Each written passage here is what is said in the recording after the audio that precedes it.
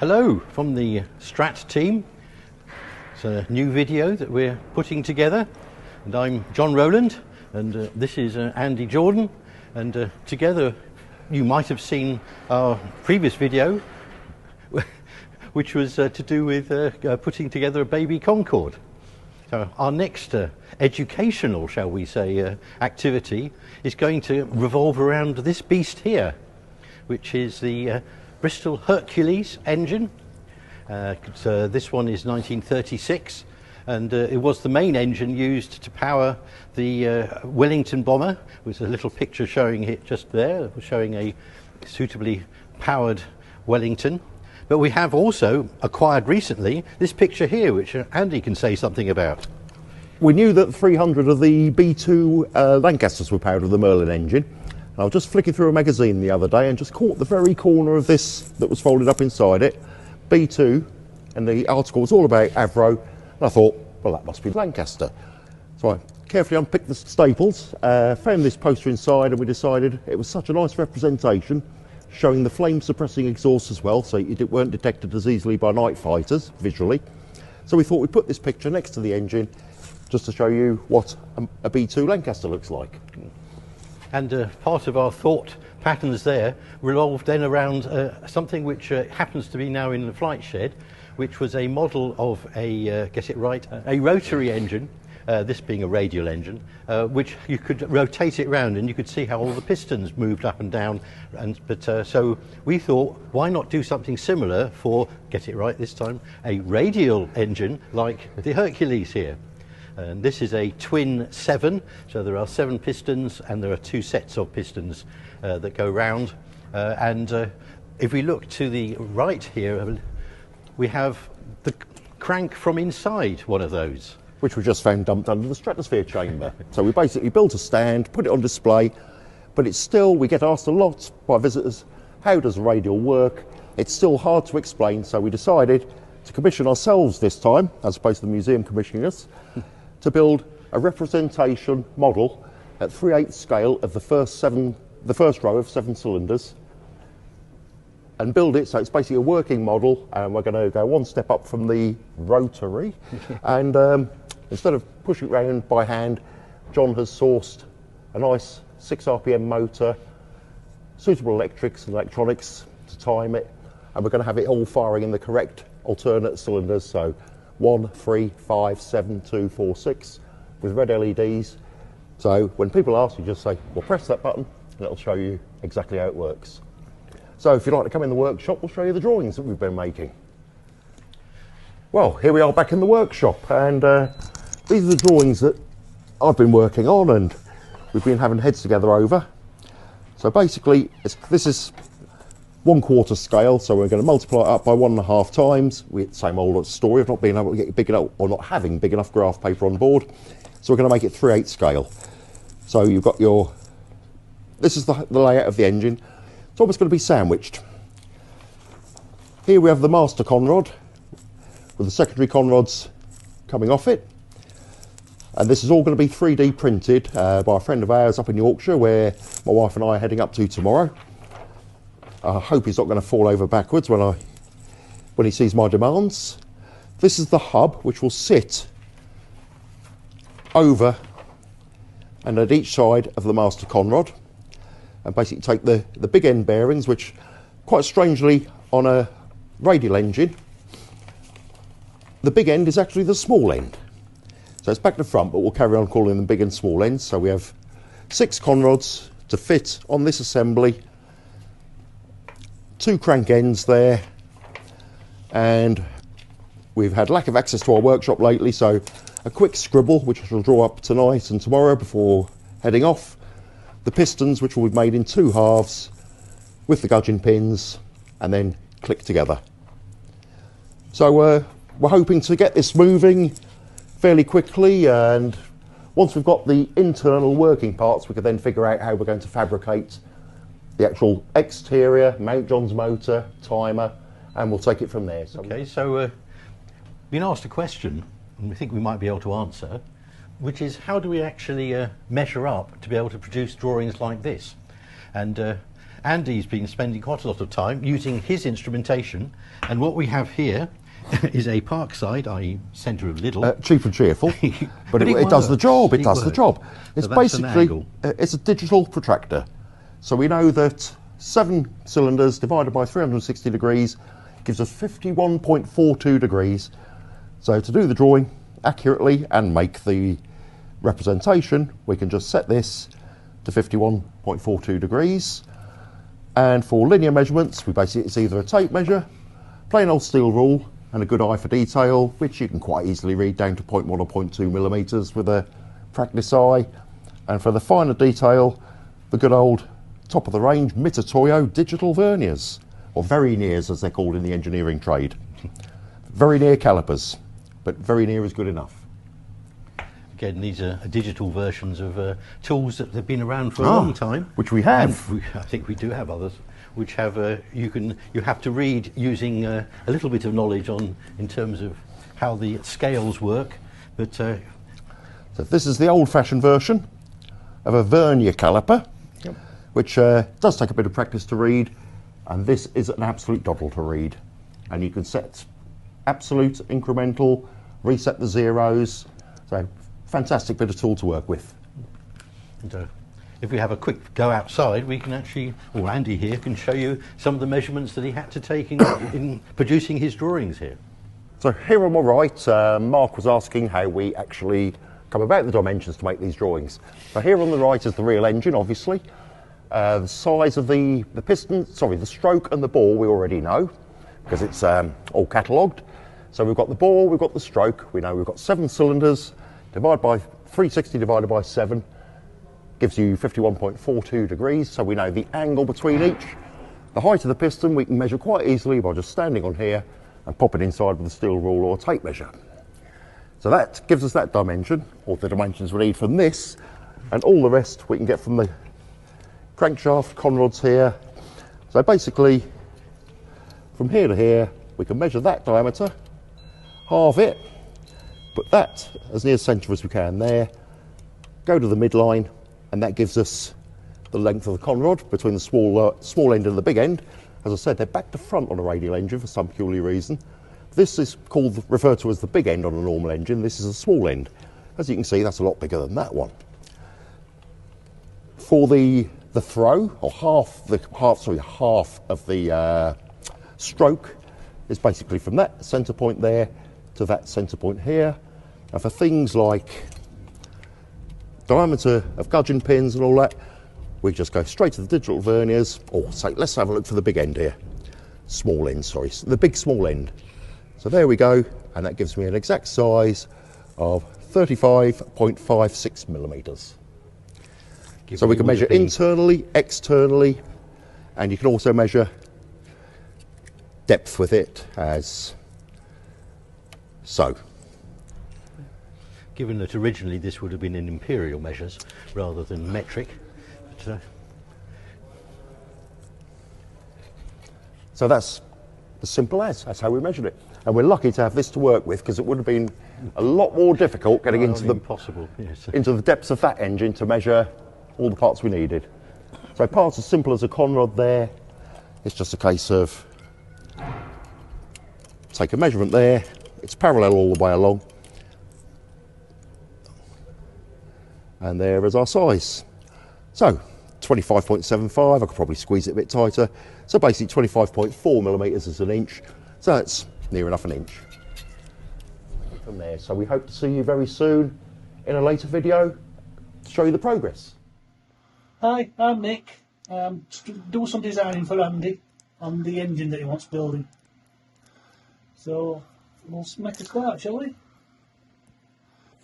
So what we're doing initially, we're doing the 2 components of the crankshaft. So Nick's going to explain how we're going to do this on the CAD CAM to then forward onto the 3D printer. So we'll take you part of the way through it, and then we'll show you the finished result. So what we've got here then, Nick? We're just starting on the design. I'm just going to mock up and try and build this crankshaft for you. So we need 31mm centres on there. and I think 50 diameters or 25 radius.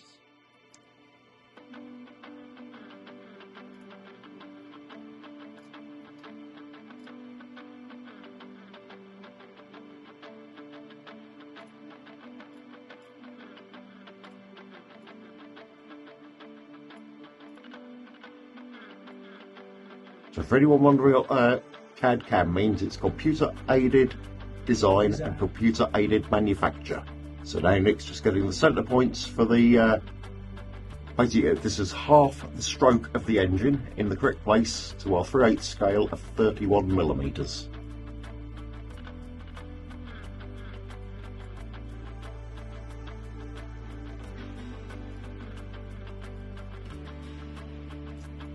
Should be a 31mm. Okay, and this is our 29mm hole, I believe. I want a 6mm And a hole. 6mm on the centre of the other.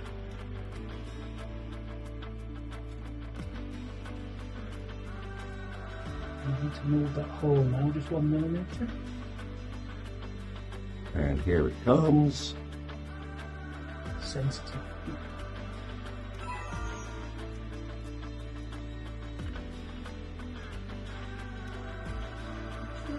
Okay, so now what do we do, Nick? We'll put a bit of depth to it. No, we'll add the... Oh, add the sides. Yeah, we'll get rid of that one. Right, we'll make these into a solid now. So we need to extrude them to 15mm. Now that's a solid. So we can move that now. Just out the way. And we can make this one into a solid.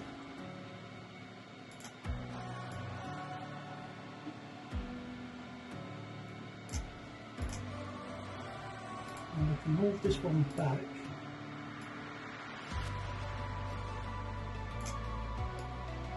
See? And now we can join those together. So move that one into that one. So that's now a solid, one unit. We make this one into a solid. And we should be able to slide this one over the other.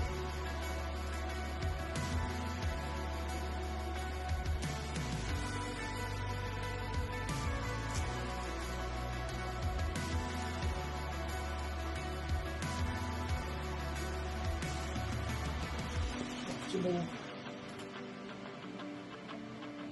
half a millimetre. That's it. Now we can join those.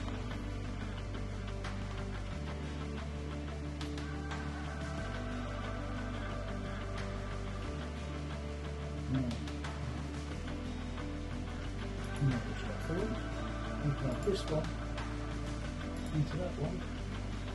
That's it. Now to get our rolls, we need to extrude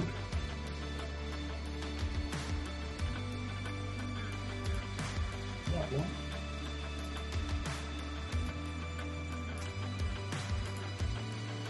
And that one.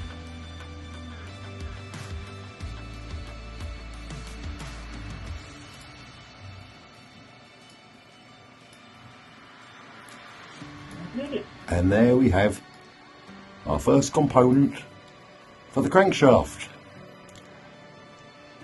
So we'll catch up in a bit and show you how far we've got from this point.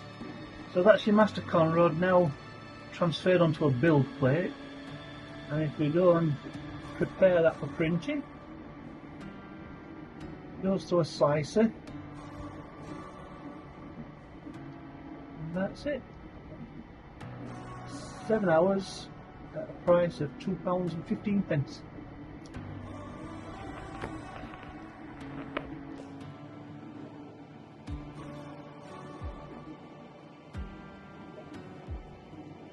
Good.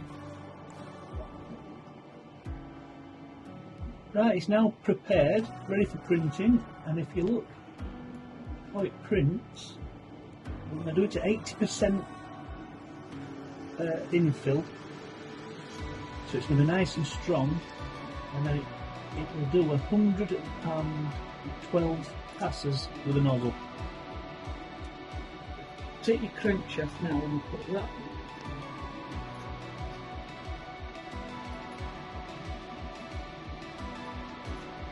Move this into position.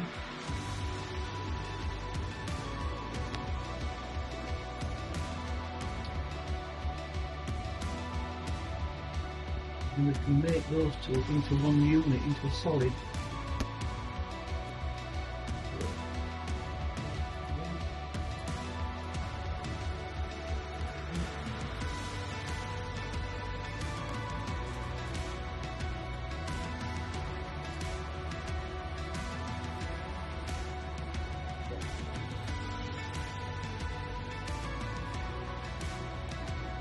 So here Nick has just finished doing the master conrod. That's all made up of sections, then joined together. And now that's just waiting for 3D printing, so all the parts are programmed now. So we'll get Nick to show us exactly how this 3D printing business works. So as you can see, the printer's printing away. It prints at a speed of 50 millimeters per second, and the temperature is 220 degrees at the printer tip. And we're printing with a product called PLA, and it's at 1.75 in diameter. And obviously it heats the plastic to melt it, and then it builds with these melted plastic, and then cools it with a fan underneath. So it gets pretty warm in here. It does get pretty warm in here. With the computers going as well. Yeah. That's why we were sweating last night. Yeah. And hello again, here we are back in the Strat workshop, and we're starting to make progress on the Hercules engine. What I'm currently doing, I've put the two halves of our simulated pistons, should I call them, put them together. They've got little pins that locate them, and they're clamped, and I'm just currently drilling these holes with a 3.3mm drill. Then we will clear the hole on the lower part of the piston to 4mm, and with the aid of this small little gadget here, a little M4 tap, hence the 3.3mm hole because it's 0.7 pitch, I'm going to tap the holes, countersink them, and we will put in some little stainless steel countersunk screws to hold them together. So we'll catch up in a minute. So what I've done now, I've drilled the holes in this part 3.3mm diameter. Take the M4 tap that you saw earlier. I've drilled these for clearance for M4, and now what I'm going to do is put the two halves together, clamp them up just to keep them secure, and then what this will do, the clearance hole there will act as a nice guide to put my tap in nice and straight. So the tap is basically just 4mm diameter, hardened steel, high speed steel even, with little flutes, little teeth cut on it. So I'll just wind that in until it gets to the point where it bites into the plastic. And here it goes. Now I can just hear that biting. And I'm just going to back it off every couple of turns. Well, you do that every turn with metal, but big plastic is very soft. And just keep going all the way through till we get to the bottom. It's what's called a blind hole, so you don't see the other side. So this will be on the underneath where you won't see the screw head. So we'll get that in so we feel it bottom out, and then back it all the way out. And that just leaves me one more hole to do, which I'll do after I've shown you what this has achieved.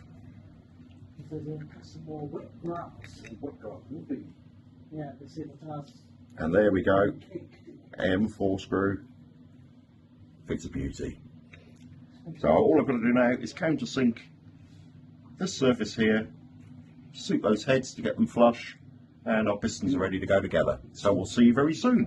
And hello again, and here we are carrying on construction of our demonstration model Hercules engine. We're now in the outside compound next door to the Strat chamber because this is quite noisy and quite messy. So what we've got here is a factory cut 450mm diameter disc of 6mm perspex, and what we need to do is make all the other layers of the engine exactly the same size as this and keep them in line. So we've got a little indentation to show us where the centre is, so that keeps them all equal to each other. And then what we're going to do now is we've cut all the other parts. I'm just going to show you how we've done that. As I said, it's quite noisy, quite dirty, and we're just using this gizmo here. We've rough cut them out with a jigsaw, and they really don't like this stuff doesn't like jigsaw blades. We've turned quite a lot of them purple. So we're using this router here. So it's got a little bearing here. Now that bearing, we've set the height so the bearing follows our perfect ring of perspex, but without cutting it. Then the cutter blade cuts the surplus material that we've left on this disc. So I'm just going to show you a very small bit now of how we've done the rest, and it's basically as follows.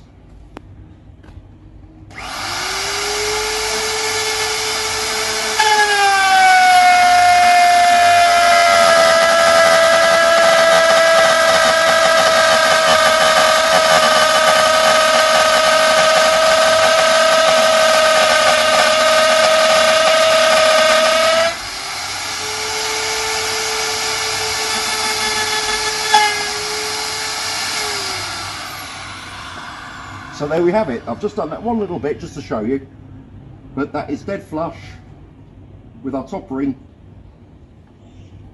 and I'll just carry on around here now.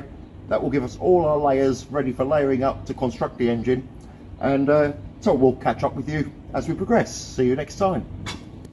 So here we are again, progressing with our Hercules engine, and what I'm doing at the moment is turning up the main crank pin. So basically got my bar of Delrin, which is an engineering nylon, clamped in the truck there. I've, with a little tool called a centre drill, I've centre drilled the end of it. I've now got a rotating centre in there that stops it flapping around, keeps it all straight. I'm just going to show you how this works. Take one little cut here. So here we go.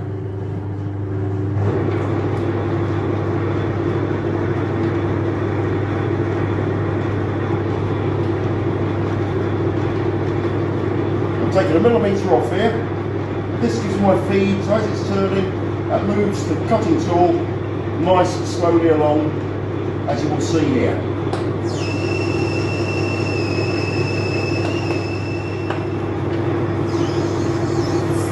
Vertical setting, which is at 3mm. Switch it off, and with the ever faithful verniers, I'm looking to get 29mm here.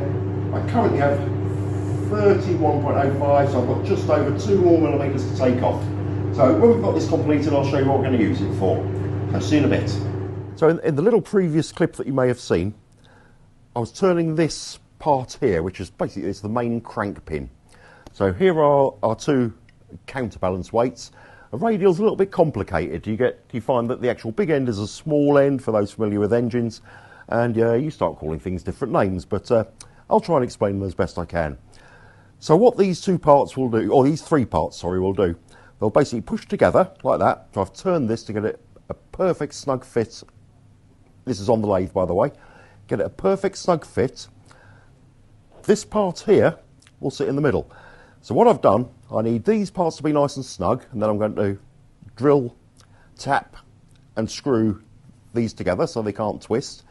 But this part here, which is our main conrod, with what I just call the webs or plates, this will go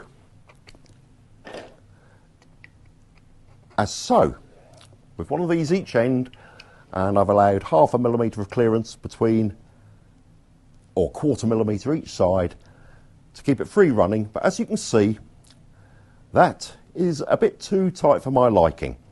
So what I'm going to do, I probably won't do it today, we've got some other parts to show you being made.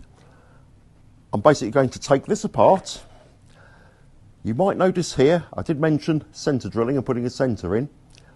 I've centred each end, so I'm going to clamp the area that's covered by that in the lathe, put a centre in here to keep it running nice and concentric, and I'm going to turn off somewhere in the region of 0.05 to 0.07 millimetres, so about half to 2/3 of the thickness of a sheet of paper, so that it's a nice running fit but not loose. I don't want it loose. What I don't want it to do is flap around like that, but I would like it to freely rotate. So there's a little job I've got to do at some point, but in the meantime what we're going to do today, we need what I call gudgeon pins, which are basically, and I don't need a proper drawing for these are just little sketches. They're the bits that connect the pistons, and here's our simulated piston. They're flat because otherwise our model would be getting quite bulky, so it's a demonstration model as opposed to a perfect scale model. And basically the gudgeon pins sit in these little recesses each side of the piston, and then we have what would normally be the small end bearing, which on a radial is very unusual because it's bigger than the small end. The small end is bigger than the big end. So I'm going to turn up some little pins out of this material here, which is called Delrin. It's an engineering plastic, very hard wearing, very easy to machine, and I've got to, basically because we've got 7 pistons, 7 conrods including the master, I've got to turn up 7 of these, and that is the size I want. So I'm going to turn these, so again they're a nice sliding fit to the perfect length to give a tiny bit of free play in the piston, and then the big end bearings are going to go in there to basically retain the conrods, which sit as so. No, they don't, they sit like that. So I'll turn these to length and to diameter so they're a perfect fit in there, so that the conrod moves nice and freely. And as you can probably see, I've drilled and tapped some tiny little M3, that's 3mm metric holes in there, with some tiny little grub screws. What I don't want these pins doing is when I put them in, I don't want them too tight a fit. As I said, I want these nice and free moving, so I don't want the pins sliding out. So when I put them into place and they're retaining this, I'll put a tiny little bit of thread locking compound on there and pinch that tiny little grub screw up onto the end of the bar, and that there's no pressure on them, but that will just stop the bar falling out. So what I'm going to show you today is we'll make some progress and nip over. We've very kindly been lent the Car Rides workshop, and they've got an old Harrison lathe in there, which, considering its age, really did surprise me. It's actually calibrated in metric. I expected imperial, and we're going to show you how that works, how we're going to make these. I won't bore you silly making 7 of the gudgeon pins and 6 of the crank pins, but I'll show you how we're going to do that, and then the next step, we can start assembling things. So we'll catch you in the other workshop. Well, now that I've actually managed to reset the trip and we've got the lathe running, very simple really. You have this to move the carriage, as it's called, back and forward. This is for feed, so if you don't want to move it manually, I've got a start and stop handle here for forward and reverse. So I basically put it in forward, and if I want to get a nice fine finish without standing there twiddling my arms, I've got this little thing here which is called a feed, and this will click onto a shaft, and as you can see, that's doing it for me now. And I get as far as I need to go, flick that off, and I can finish it off by hand. So we'll start by making up a gudgeon pin. I'll put my glasses on so I can actually see, and we have our piece of Delrin here. Don't ask me why they're called gudgeon pins, they don't resemble a fish at all. So my gudgeon pins I want between 20.5 and 20.6 millimetres long. There is a tool called a parting off bit, which I can put in there and cut it off to that length, but unfortunately we don't have one here. So what I'm going to do what is called facing off, so I'll make that end nice and square, turn this to the correct diameter, but a little bit longer, and then I will cut it off with a hacksaw, turn it round on the lathe, and then I will face off this end to give me my length here. So here we have the faithful verniers, which you saw earlier. With these, I can measure diameter, I can measure length, I can also measure length with this end in a tighter space, for example in a hole, and I can measure internal diameters of a bore using this end here.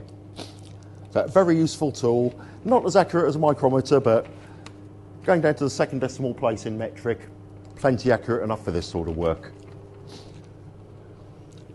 So I'll just get set up and then we'll show you what we're doing.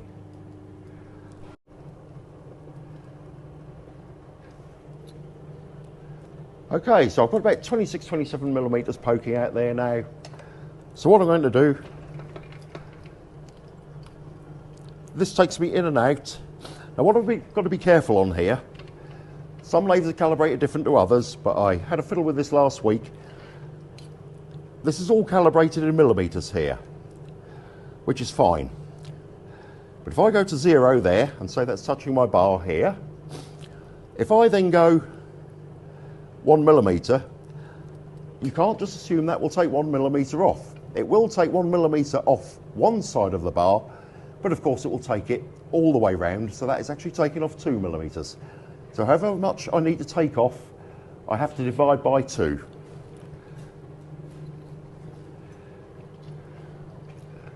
So let's start with what we call the facing off.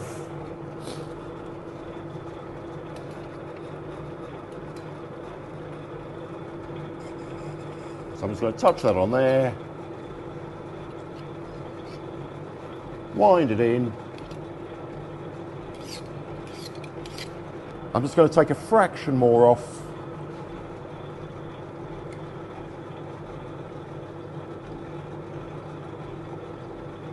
And you can see a little bit of swarf coming off here. Now you might wonder why I haven't got the revs going very fast.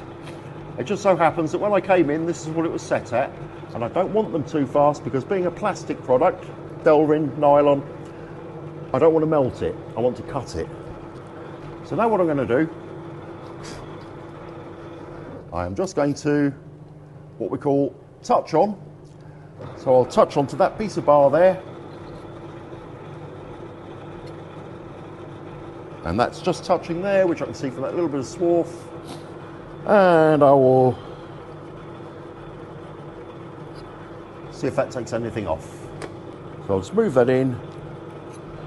And we'll take our first little tickle cut just to get a measurement and see what we've taken off.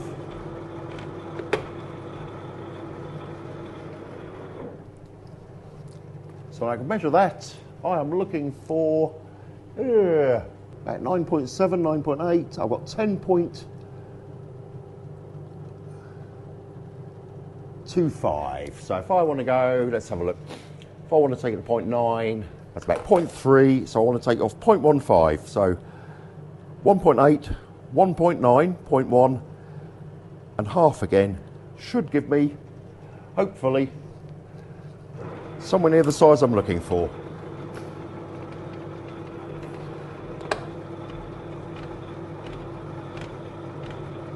Let's see what we've got. We have got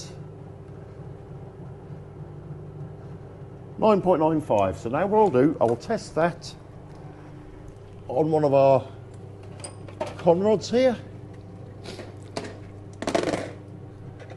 There we go. And that is the end I want. And that is just a tiny bit snug. So I'll take off a fraction more. So I've moved that about 0.02 of millimetres, so that's about 0.04.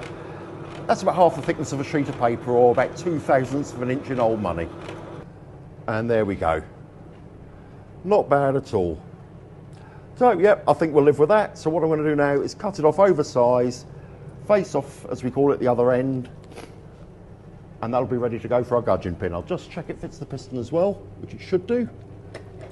Where's one we've got in 2 halves? There we go. And that's perfect. And you can see there what a lovely snug fit that is on there. But that is actually going to be a nice free running fit, and that is how it will be assembled. And there we have it.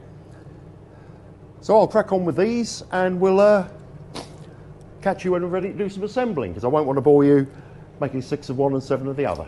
So we'll see you in a bit. Hello, welcome back to the Strat workshop. So we're making progress on the Hercules engine here. John has just temporarily wired the motor and gearbox in. We've made a little mounting plate for the motor, and it's basically screwed in from underneath and then put on these little legs that are drilled and tapped into the backboard and then screwed down to keep it fairly central to this clearance hole. So what I've been doing this morning is I've been on the lathe and turned up this part here, which is basically the drive and the spacer to get the pistons and conrods the right distance out. Got a little grub screw there that will engage on the motor shaft that's got a flat on it, and a little grub screw here because when it's turning that screw might be inclined to undo, which is what we don't want it to do. So that's basically nice and snug, countersunk in, under flush, keep it tight, and then the little grub screw in there, tapped M4 just to stop that from turning. So what I will do later is this is the part you saw me turning the other week. So what I've done, I kept it a nice snug fit on everything, used it to align this to drill and tap and countersink my holes. Got all this in line, but I wanted it snug on these. So what I've done, you might be able to see a tiny little line there. So I've basically skimmed just over 0.1 of a millimetre off this middle bit because we don't want this being tight like that. So when we push it in, you can now see it's nice and free, but without wobbling around too much. So I'll be greasing those up. We've got the conrods here, which go together as so. So we basically drop the bearings in, nip them up with a little grub screw there to stop them moving about, and then the pistons will be assembled, or representation of pistons should I call them, are flat pistons with the gudgeon pins, which I turned up last week. Basically go together like that, and that is to give us our little demonstration of the engine. But that's for later, but in the meantime we're just going to have a look at the engine turning. If I can get this apart, there we go. So as I said, John Rowland has wired this up, and there's a little grub screw on there, as I said, to locate on the flat there, but it's quite a snug fit. So for purposes of today we're just going to have a look. So John might now like to show you the controller. Okay, if we come over here, you can see it's strobing, but if we have our little controller box or circuit board, which is wired up to the motor, it's set to have 20 seconds on and then about 15 seconds off. So you have a power supply leads coming in at this far side, and we've got the motor leads coming out, if I can find myself, there we go, out this side, and we have the switch. And if Andy grabs the relevant item, and there we go. If I turn this on, then you might hear a slight purring in the background, and I'll move around to show it. But it is now 20, 19, 18, 17 seconds, and on this side this is now rotating round. So when we have all the pistons on there, they will be clattering away, going around, and it's currently timed to do about 2 circuits or 2 revolutions, at which point it will then stop. We could put this on and just demonstrate. Well, indeed. So do that quickly. That will only take a second. My fingers weren't so big. You've got 4 seconds, so it'll go again. Okay. Right. So this will give you an idea of how it is going to work. Okay, so this being obviously where the piston is going to sit in its bore. So I'll keep that in that position. You'll pretend to be that. I'll pretend to be the bore. Well, I won't make comments about that. No, please don't, John. So anyway, if I push the button, we now should have 20 seconds of rotation. So there you can see Andy's hand going up like a piston. Then there will be 7 of those going around. So bottom dead centre and top dead centre. And if we're lucky, we'll also have some lights to play with when we get to the next stage. Okay, so then. We'll see you next time. Hello again, and welcome back to our continuation of our Hercules engine presentation model. So what we have to do now is we basically need a hollow So basically a 69mm radius here that is the centre of our crankcase for all the crankshaft and everything that you saw earlier to have clearance to run in. So I've very crudely drilled and countersunk this centrepiece in, because what we don't want to do is, when we router this out, we don't want this flying off into orbit or knocking the router out of position, jamming the blade, anything like that. So David and I are going to router this out this afternoon. We'll hopefully show you the end results of where we get to, if we've got a full count of fingers, which I hope we will. And basically I've made this little jig, and from the outside of the router blade, which is here, to the centre of that drill is 69mm. So it's just a 2mm drill. It falls into our 2mm hole there, acts as a guide, and that will pivot around to give us a nice clean radius, which we'll do in stages, a couple of 3mm at a time, so it's not straining the router, getting hot. So all being well, we'll see you very shortly. And well, David and I still have a full house, which is good. Now the reason we couldn't go right through on this is because if we had, we'd lose our location. So what we're going to do now is we've just left 2 or 3mm of this bottom piece in. So we're going to just jigsaw that out, and then with the router again, with the little guide bush you may have seen in an earlier video, set the guide to run around this very top piece here, and we'll router that to clean it up. So there we go. That's we've run around that with the guide bit, cleaned out that last little bit. So we've done all the sections now. Well, I'm looking at the wrong place. We've done all the sections now. So it's time to dismantle these, and then I've already marked up the layer 7 or 8, one of the others, to cut out for the bores for the pistons to sit in. So I'll carry on with that tomorrow. So here we are back in the workshop. David and I, which you saw earlier, have routed all these out. I've now pushed the main crank onto the motor, and I'm totally relieved. I appear to have got all my sums right, because when that goes on there, and that piston goes on there, as so, there's a little lid on, and then we've got one of the con rods in place there, and they lay perfectly flat on the board there. So the 3mm perspex will be going on here once I've cut out the slots for the bores, and then the next layer above will actually be the guide for the piston itself. So happy days, we've done a good job today, and all is well. See you in a bit. Here we are back in the Strat workshop, and this is progress so far on the Hercules. So what I've done, I've assembled all the crank and gudgeon pins and pistons together, put a smidge, that being a technical term for a very small amount, even though they're self-lubricating to a very good degree, smidge of silicone grease on all the bearings just to keep it all smoothly flowing. And I spent the last couple of days basically routering, jigsawing and routering and sanding all these layers out, which are the next layers up. Gave it a little trial run yesterday, only to find a minor hurdle. Where's our little datum point? I'll just find, there it is. Just to find a little, oh, this by the way being just our 3mm perspex. These flanges are 2.7mm thick, and it's just to stop the pistons rocking up and down like that. So this is just very loose. All it is a packer.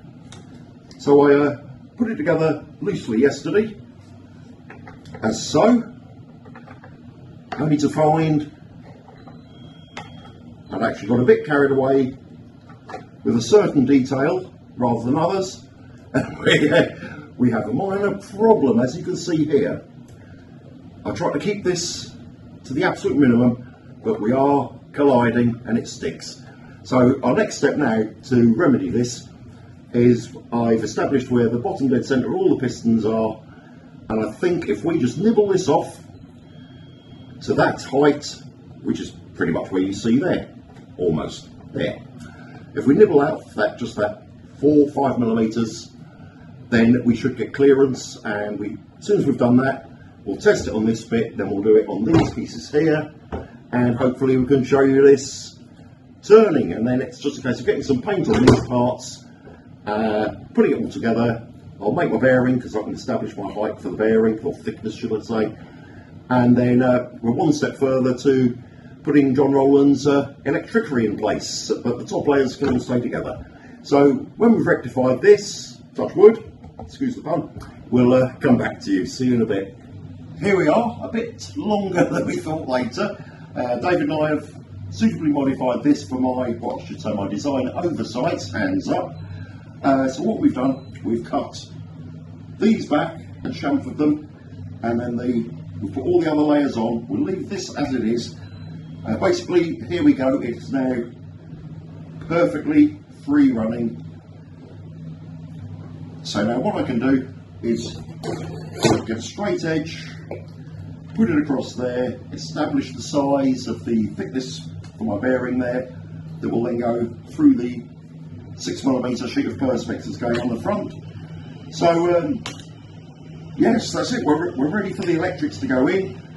Just need a little bit of filler and painting on the plywood just to get them the right colours, and then we can finally assemble these parts together and start work on the back with the magnets and the reed switches. So we'll catch you up sometime in the very near future. See you then. Looking at the model we have here, last time we saw it, it was manually powered and it wasn't painted, well, at least the top layer.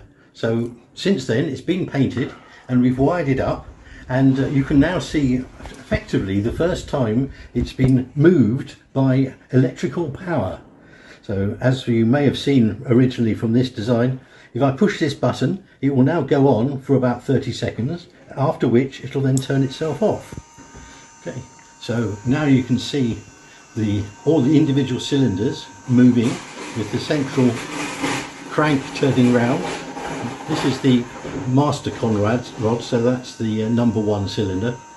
And so as we see here, it's coming up, that's number 1.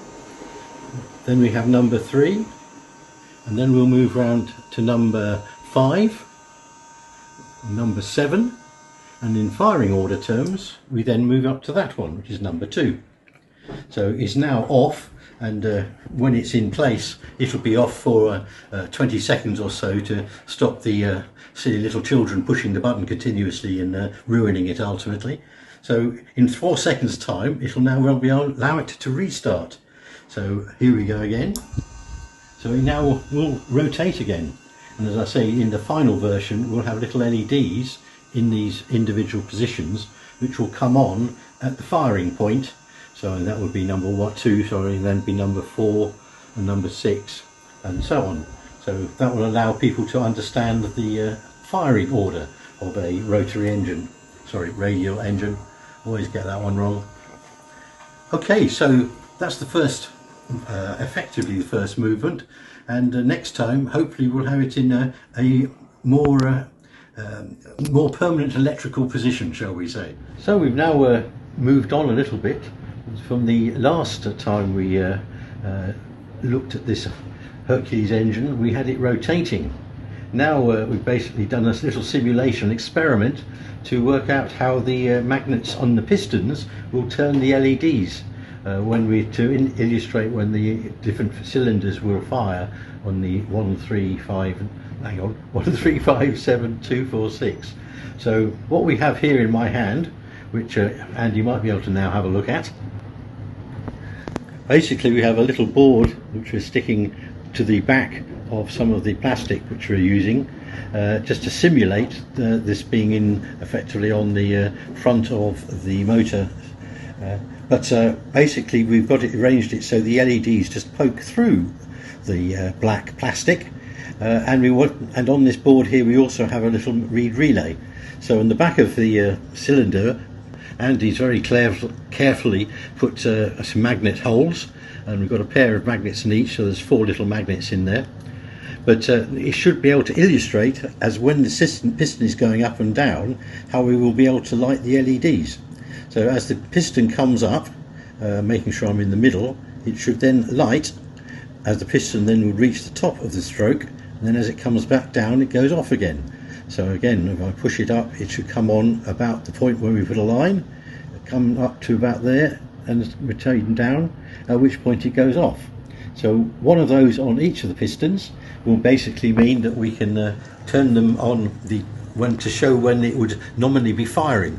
There's a little bit more electricity required to allow for 2 rings, as it were, of power, so that it doesn't go 1, 2, 3, 4, so we can miss out the 2, 4. But that we will then arrange once we've actually drilled and fixed all these little items here. Well, in front of me here we have the next stage in the Hercules motor model, in that we have more or less the completed parts ready for assembly or final assembly. On my right we have the pistons, all 7 of them, and these now have little magnets mounted in them. So these are what are used to actually turn the LEDs on and to show the firing order, which, as we've talked about before, would be 1, 2, 3, 5, 7, 2, 4, 6, then back to 1. So it's always missing a cylinder. To replicate that, we have some electronics.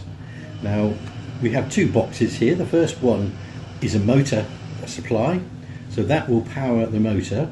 The motor's not actually connected, but we have something that illustrates when it's on. And this is the distributor, and that powers the cylinders 1, 2, 3, 4, 5, 6, 7, but in the right order. So it'll be 1, 3, 5, 7, 2, 4, 6. So if I push the button, the the power voltage should show on there, which indicates that the motor would be going. And now I've got 30 seconds to illustrate. If we take that to cylinder 1, cylinder 2, 3, 4, 5, 6, 7, but this time 1, 2, 3, 4, 5, 6, 7, 1, 2, 3, 4, 5, 6, 7. So as you may have seen, we are alternating between the different cylinders in the order that we need to be able to illustrate when they're firing. So that's more or less everything laid out. It needs a bit of final assembly, and hopefully next time you see it, it will be in the whole model itself. And whether it will be totally complete, I'm not sure, but everything should be moving and active.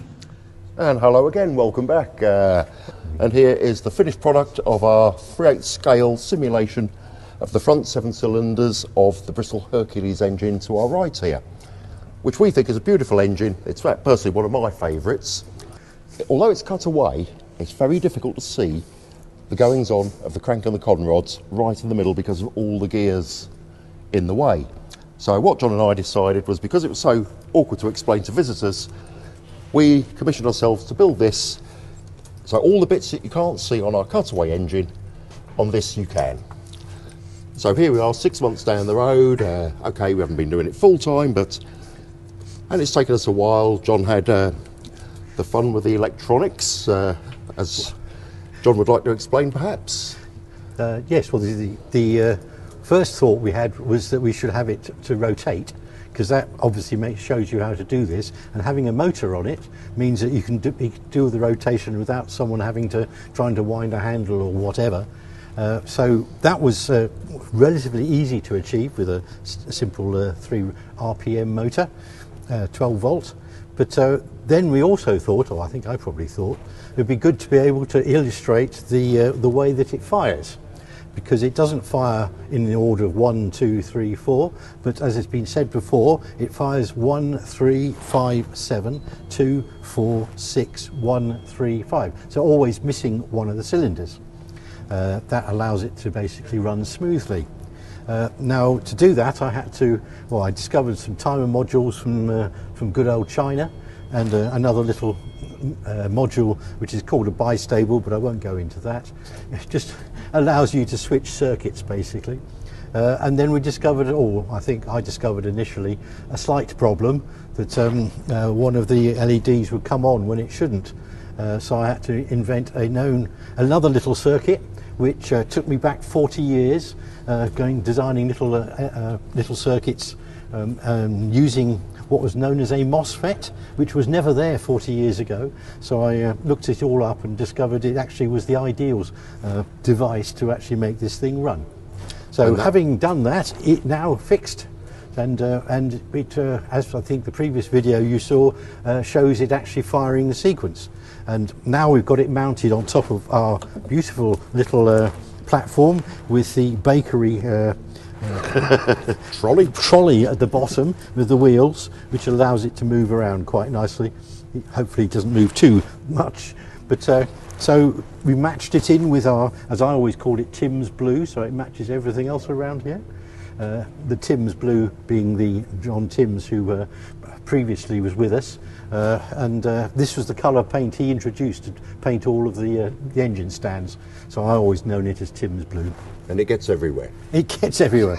Probably got bits somewhere around here as well, yes. So we thought we'd number up all the components in there just to explain to people that have got a bit of mechanical knowledge what they all do and how they all act upon each other.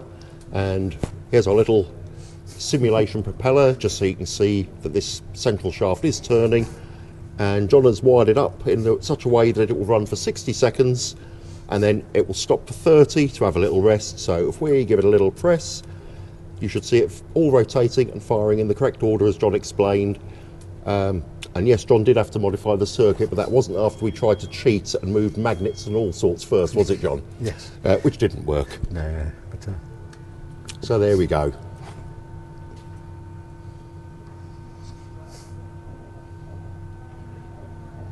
So now you can see all the internal parts that you can't see on our real thing, Hercules, to our right here. You can see how they all link together and work in unison. Yes, with the offset crank basically that moves around, which is how you adjust the cylinders to be in their different part of the stroke.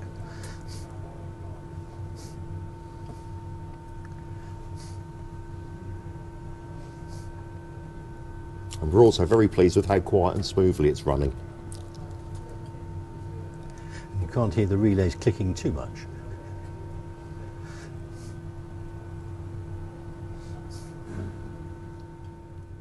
So the idea of the numbering here is, for example, we've got 1, 2, round to 7. So this is what numbers 1 to 7 cylinders. Number 8, piston. Number 9, primary conrod. So that is basically the master conrod in the centre there that is attached to the web, which you would have seen in the earlier videos. 10, secondary conrod, of which of course there are 6 to make up the other remaining 6 out of the 7 cylinders. We have the main hub, number 11, that all the rods are fitted to, apart from of course the primary conrod, which is attached to it. 13, eccentric hub and counterbalance weight. We have simplified that because it would obscure too much. If we'd done it to scale, I should say, it would obscure too much of what you see. And 14, the big end bearings in the ends, the lower ends of the conrods. So it's basically just to explain what the parts are and how they're working and what they're doing. So there we have it. And I've got to say, I think we're very happy with it, aren't we, John? Yes, I think we had quite a bit of fun We've in had the a end. good bit of fun. Bit of frustration. A few head scratches. But all in all, it's been really fulfilling, very satisfying, and we hope it's an asset to the museum. Indeed. And if the education people have already been showing it to people, I've noticed, as they come round. So there we go. And it's another button for little fingers to press. So we hope to see you in a future video anytime soon. Goodbye from me. And goodbye from him. Goodbye.